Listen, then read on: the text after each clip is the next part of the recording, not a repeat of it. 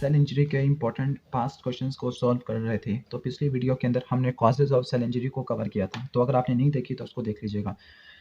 तो अब इस वीडियो के अंदर हम पहले क्वेश्चंस को पढ़ लेते हैं कि क्या क्या वो क्वेश्चन पूछ रहा है। What are the two main morphological features of reversible cell injury, briefly give microscopic appearance of this changes. ठीक हो गया। तो वो रिवर्सिबल सेल इंजरी का पूछ रहा है, उनकी मॉर्फोलॉजी को पूछ रहा है। तो हमें रिवर्सिबल सेल इंजरी का पता होना चाहिए। रिवर्सिबल सेल इंजरी नाम से लग रहा है कि ऐसी इंजरी जिसको रिवर्स कर सकते हैं। रिवर्स कब करेंगे? जब हम किसी डैमेजिंग स्टिमुलस या स्ट्रेस को खत्म करते हैं। तो जो रिवर्सिबल सेल इंजरीज की डेफिनेशन कुछ इस तरह से होगी। The stage of cell injury at which the functions and morphology, ना सिर्फ फंक्शन को बल्कि मॉर्फोलॉजी को भी, दोनों को हम वापस अपनी जगह पे ले आएगी। और ये कब लेके आएंगे? जब डैमेजिंग स्टिमुलस हम रिमूव करते हैं। अगर डैमेजिंग स्टिमुलस रिमूव नहीं करते तो वो इंजरी इरिवर्सिबल इंजरी कहलाएगी। ठीक हो गया। अब रिवर्सिबल इंजरी के अंदर होता क्या है? इसके अंदर सेल डैमेज तो होगा, लेकिन सेल की जो फंक्शन या मॉर्फोलॉजी जो खराब हो चुकी थी उसको हम वापस रिटर्न कर सकते हैं। ठीक हो गया। इस इंजरी के अंदर होता क्या है? इस इंजरी में जो आपको नजर आ रहा होगा यहाँ पर, ये सेल जिसके अंदर रिवर्सिबल इंजरी हो चुकी है। ठीक हो गया। मैं इसको क्लियर कर लूँ, क्लियर फोकस कर लूँ मैं। तो ये आपको नजर आ रहा होगा नॉर्मल सेल, और ये आपको नजर आ रहा होगा रिवर्सिबल इंजरी, और ये नेक्रोसिस वाला होगा। अब आपको एक चीज तो नजर आ रही है इसमें, एक चीज ये नजर आ रही होगी कि जो रिवर्सिबल इंजरी है इसके अंदर जो सेल होगा और इसकी ऑर्गेनेली होगी, माइटोकॉन्ड्रिया, एंडोप्लाज्मिक रेटिकुलम, उनका साइज काफी ज्यादा बढ़ जाएगा। अब वो साइज क्यों बढ़ता है? क्योंकि इनके अंदर वाटर की एक्युमुलेशन होना शुरू हो जाती है। असल में माइटोकॉन्ड्रिया के अंदर एक आयन पंप्स होते हैं जो इनके मैट्रिक्स के अंदर आयन की क्वांटिटी को कंट्रोल करते हैं। जिस तरह सोडियम पोटेशियम एटीपीएस पंप होता है, वो 3 सोडियम को बाहर फेंकता है, 2 पोटेशियम को कम। चूंकि आयंस ज़्यादा है सेल के बाहर, तो वाटर सेल के अंदर नहीं जाएगा बल्कि सेल से बाहर लीव कर जाएगा, जिसकी वजह से सेल अपने साइज को या शेप को मेंटेन कर सकता है। लेकिन अगर रिवर्सिबल सेल इंजरी में होता क्या है? रिवर्सिबल सेल इंजरी में जो सेल होते हैं और इनकी ऑर्गेनेली होती है, इनके अंदर वाटर की एक्युमुलेशन होना शुरू हो जाती है। तो आपको नजर आ रहा होगा यहाँ पर लिखा हुआ होगा स्वेलिंग ऑफ, यहाँ पर अब नजर आ रहा होगा swelling of endoplasmic reticulum and mitochondria. क्यों? क्योंकि सेल के अंदर वाटर ज़्यादा जमा होना शुरू हो गया, वो उसके ऑर्गेनेली के अंदर आना शुरू हो गया। इसके साथ आपको माइलिन फिगर्स भी नजर आएंगे, मेम्ब्रेन के अंदर ब्लैप्स भी अपीयर हो गए, बर्डिंग आपको नजर आएगी। ठीक हो गया। तो रिवर्सिबल सेल इंजरी के अंदर सेल की और जो ऑर्गेनेली है उनकी स्वेलिंग देखने को मिलती है। क्यों? क्योंकि वो वाटर की ज़्यादा एक्युमुलेशन करवाना शुरू कर देते हैं। आगे हम देख लेते हैं इनकी मॉर्फोलॉजी को। तो इनकी जो मॉर्फोलॉजी है रिवर्सिबल सेल इंजरी की, उसको 2 फेज के अंदर डिवाइड करते हैं। एक तो सेल की स्वेलिंग और दूसरी इसकी फैटी चेंजेस। ठीक हो गया। फैटी चेंजेस की वजह से ही आपको माइलिन फिगर्स देखने को मिलते हैं। अब सेल की स्वेलिंग, मैंने आपको पहले ही बताया था कि वाटर की एक्युमुलेशन होना शुरू हो जाती है सेल के अंदर। ठीक हो गया। क्योंकि एनर्जी खत्म हो गई है, तो एनर्जी डिपेंडेंट आयन पंप्स थे जो प्लाज्मा मेम्ब्रेन के ऊपर पड़े होते हैं, सोडियम पोटेशियम एटीपीएस पंप, वो काम करना छोड़ गए। ठीक हो गया। जिसकी वजह से परमिएबिलिटी ज़्यादा होगी, सोडियम अंदर आना शुरू हो जाएगा, वाटर भी इसको फॉलो करेगा। ठीक हो गया। अब इसको कैसे करेंगे हम? अब वो कहते हैं कि नॉर्मली अगर ये किसी एक सेल को अगर अफेक्ट करती है तो उसको लाइट माइक्रोस्कोप से देखना बहुत ज़्यादा मुश्किल है, लेकिन अगर ये पूरे ऑर्गन के होल ऑर्गन के सेल्स को अफेक्ट करती है तब उसको देखना ज़्यादा ईजी है। ठीक हो गया। और अगर ये बहुत सारे सेल्स को अफेक्ट करती है तब भी हम इसके लाइट माइक्रोस्कोप के अंदर इसके इफेक्ट को देख सकते हैं। तो मैं इसको यहाँ पर नजर कर लेता हूँ ताकि आपको नजर आ जाए। ठीक हो गया।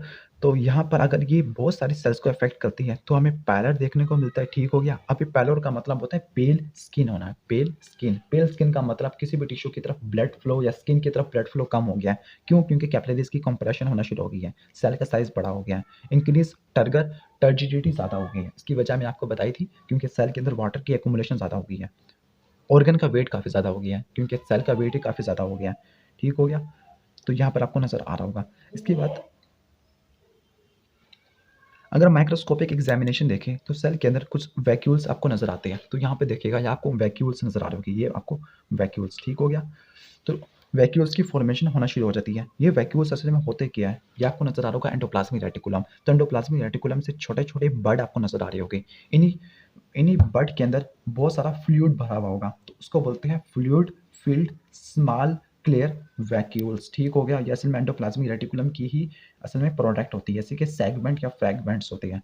अब दूसरी चेंज आपको देखने को मिलती है वो है फैटी चेंज। तो आपको नजर आ रहा होगा यहाँ पर माइलिन फिगर्स। ठीक हो गया। Myelin figures. तो इसकी जो फैटी चेंज है, तो फैटी चेंज में ये होता है कि एक फैट की एक्युमुलेशन होगी और जो मोस्ट अबंडेंट फैट होता है हमारी बॉडी का वो है टैग ट्राइग्लिसराइड। तो इसको हमने फैटी लिवर के अंदर भी कवर करना है।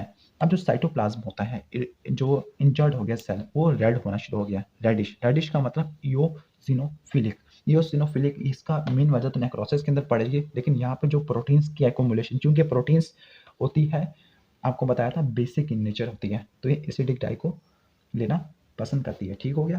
तो इसकी वजह से आपको इओसिनोफिलिक देखने को मिलता है, इओसिनोफिलिक टेक्सचर देखने को मिलता है। और ये अगर इओसिनोफिलिक टेक्सचर अगर हमने खत्म ना किया, मतलब अगर इंजरी को रिवर्स ना किया, तो ये इरिवर्सिबल सेल इंजरी, जिसको नेक्रोसिस बोलते हैं, उसके अंदर लीड करेगा। अब इसके अंदर हमें क्या क्या चीज़ें देखने को मिलती है? पहले तो चेंज होगी सेलुलर स्वेलिंग, दूसरी चेंज होगी फैटी एक्युमुलेशन, तीसरी चेंज होगी वो होगा प्लाज्मा मेम्ब्रेन में अल्टरेशन। जो आपको मैंने बताया था, यहाँ पर प्लाज्मा मेम्ब्रेन की फ्रेगमेंटेशन बनना शुरू हो जाती है, जिसको बोलते हैं ब्लैबिंग, ब्लंटिंग।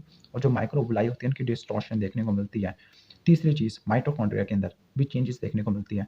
माइटोकॉन्ड्रिया की स्वेलिंग होना शुरू हो जाती है और इसके अंदर फॉस्फोलिपिड की डेंसिटी ज़्यादा हो जाती है। ठीक हो गया। ये फॉस्फोलिपिड एक मेम्ब्रेन बनाते हैं उनकी। ठीक हो गया। तो अगर मेम्ब्रेन डैमेज होना शुरू हो जाएगी, क्योंकि मेम्ब्रेन्स आगे फ्लूइडिटी को मेंटेन नहीं कर पा रही, तो फॉस्फोलिपिड की एक्युमुलेशन होना शुरू हो जाएगी। इसके साथ एंडोप्लाज्मिक रेटिकुलम की इसकी भी स्वेलिंग होना शुरू हो जाएगी और इसके साथ उसमें राइबोसोम्स होते हैं, उनकी डिसोसिएशन, डिटैचमेंट, क्योंकि एंडोप्लाज्मिक रेटिकुलम की ज़्यादा स्वेलिंग होगी तो राइबोसोम से सेग्रीगेट होना शुरू हो जाएगी। और न्यूक्लियर अल्टरेशन, जिसको बोलते हैं क्लम्पिंग।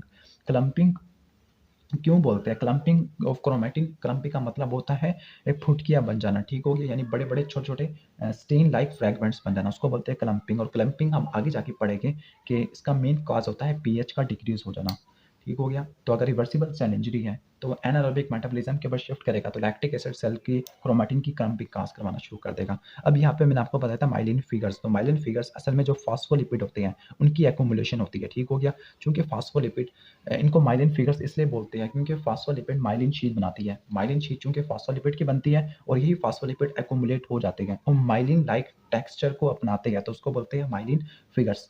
तो ये था रिवर्सिबल सेल इंजरी। ठीक हो गया। Reversible cell injury. और रिवर्सिबल सेल इंजरी का मेन कॉज क्या हो सकता है? रिवर्सिबल सेल इंजरी का मेन कॉज ये हो सकता है कि कोई अगर ड्रग्स या टॉक्सिन्स डैमेज कर दे, क्योंकि ड्रग्स या टॉक्सिन्स को डिटॉक्सिफाई करने का काम होता है स्मूथ एंडोप्लाज्मिक रेटिकुलम का। तो टॉक्सिन्स डैमेज कर सकते हैं या फिर दूसरे स्टिमुलस भी होते हैं, वो हम उसको नेक्स्ट सेपरेट वीडियो में कवर करेंगे। ठीक हो गया। तो रिवर्सिबल सेल इंजरी में और हम एमसीक्यूज को या फिर क्वेश्चंस को देख लेते हैं। वो आगे क्या रहा है कि cell membrane permeability defect is an essential component of cell injury. कि सेल मेम्ब्रेन की परमिएबिलिटी अगर खराब होती है तो सेल इंजरी हो जाती है। तो वो कौन कौन से बायोकेमिकल मैकेनिज्म है जो सेल मेम्ब्रेन को डैमेज कर देती है? तो इसका फ्लो चार्ट आपको मैं यहाँ से दिखाता हूँ। ठीक है। यहाँ पे आपको फ्लो चार्ट आपको नजर आएगा।